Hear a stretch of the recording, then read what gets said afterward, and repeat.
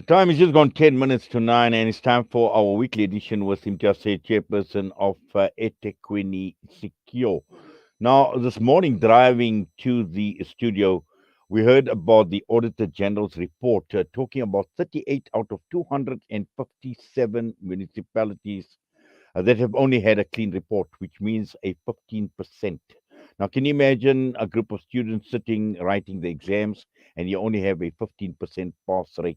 What does it actually say? And this is the reason why we are talking as Imtiaz, because we know that at local government level, budgets are presented, budgets are passed, budgets are approved, and all in well and good having all these discussions on the budgets and approval of budgets.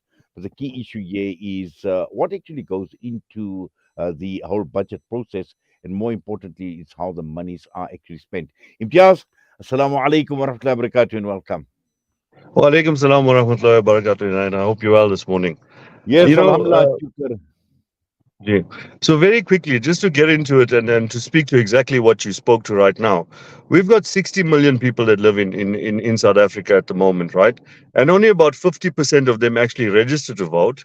And when it comes down to voting in itself, you only get half of that coming in. So basically, 25% of the population actually puts in the government that we have of the day.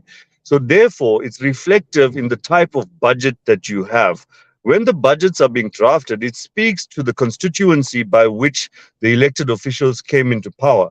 Now, when we as ratepayers and citizens that pay taxes and do all of these things, when we don't go to the polls and when we stay at home and we do all of those things, then you still want to come and complain about the budget. And this is where it comes down to. So currently in the city, we've passed something like a 65.5 billion rand budget for the next financial year, but it speaks to being a pro-poor budget. We speak about infrastructure extensions when in fact we don't have our current infrastructure being maintained currently.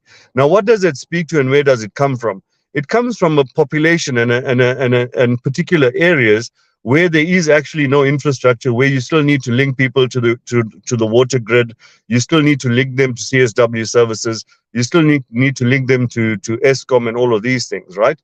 And then we speak to now how does it impact on the 32,000 households that actually contribute towards that.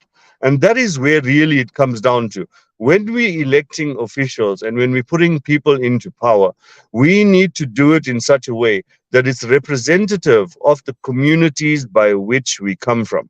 And if we don't have that representation, then ultimately budgets would be done not in your favor. It would be a pro-poor budget. It would speak to 60% of the constituency that form within the indigent, within the communities. And now services start getting delivered to them, but at whose cost? And that is the real question. Well, definitely, and I think what you're saying is very, very important when one looks at the low numbers as far as electing your officials are concerned. And in many instances, many of the officials that are elected are not the right people for the job, and these are people where your life is basically in their hands in terms of the day-to-day service deliveries that they are there to deliver. And that also doesn't happen, and it actually ties in to the point I had made earlier as well. All the other underhand, the corruption that takes place, the audits that are not clean. So all of that, at the end of the day, is a combination of all these factors. But more importantly, as citizens, as ratepayers, you and I have got to say. But it's important that when the time comes for that, for us to make our voices heard, when it comes to putting our mark on the ballot paper, when it comes to voting the right officials, this is where our responsibility lies. Yes. The point of contention is really not one of who you vote for, but in fact it's about participation. When we don't participate, we then in fact say that we're not really interested and do whatever it is that you like. And I'm not saying who you should vote for. What I'm saying is that every single individual that lives in this country that is of legible age to vote should in fact go to the polling stations. Right now, when we speak to our youth out there right now, they don't even know who, for example, the mayor is in their town. I mean, some of them, you ask them who's the minister of energy, and they don't even know who that is. So at the end of the day, we need to start I wouldn't say politicizing our youth, but we need to start educating them around the importance of politics within communities by which we come from. And we need to start engaging them to start posturing themselves towards these sorts of channels, because ultimately politics has a great place to play in the future economies of this country. And with all due respect, in 2024 elections, we can tell you right now in no uncertain terms that coalitions are going to be the call of the day. And it's going to take a vast majority of different people from different communities with different ideologies to come together and start building a nation that's going to go forward. We're coming in 30 years already within democracy, and you can see we're going nowhere. We're going to start a new 30 years in a different dynamic of coalition politics, wherein it's going to be very difficult for us to recover if we don't get it right in the first 5 years. Well, Imtiaz, I must say, for me, who I vote for is important, and I actually know who I'm not going to be voting for. So let's Absolutely. well, let's put it at that.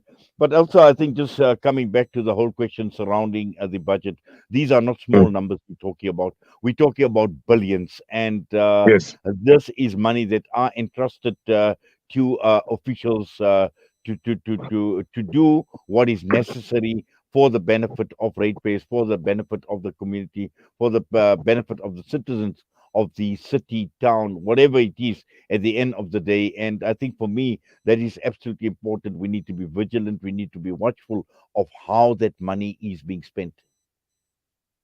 No, absolutely. The oversight of it comes down to the committees in its true form.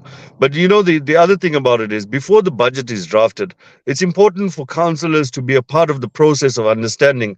So when it comes down to being in the committees, it's important for you to start posturing around change that actually speaks to, firstly, let us maintain what we have. Let us put money into making sure that we upgrade and we maintain our current infrastructure before we start going out and rolling out new infrastructure in different areas, when one side of the city is collapsing and the other side is now being built, but it cannot work together because we're all on the same ship. There's got to be a standard of operation within all municipalities, and that standard is not being met at the moment. The current climate is, it speaks to pro poor, it speaks to what can we do for those that have not had, or for those that have less, or for those that have just come into the city. But it doesn't speak anything to what do we do about repairs and maintenance. I mean, right now we've got roads within eThekwini that have not been retarred in the past 30 years. There's lights that have not been changed in the past 30 years, but there's nothing in the budget that speaks to those things as to exactly when those things are going to be upgraded, and when would we see a city that can be recognized internationally as a city to go to, whether it's a tourist destination or whether it's for economic upliftment or investment for that matter. Well, I like what you say, standards, and standards by what, I mean, against what do we measure the standards? Often we hear of Yes. South Africa, we hear of world class African cities. Are we comparing ourselves to Africa? And this is I think important. I think we comparing ourselves to Zimbabwe, where we've got potholes actually grabbing your cars out of the streets. So at the end of the day, I mean, when we're speaking about standards, the standards are basically met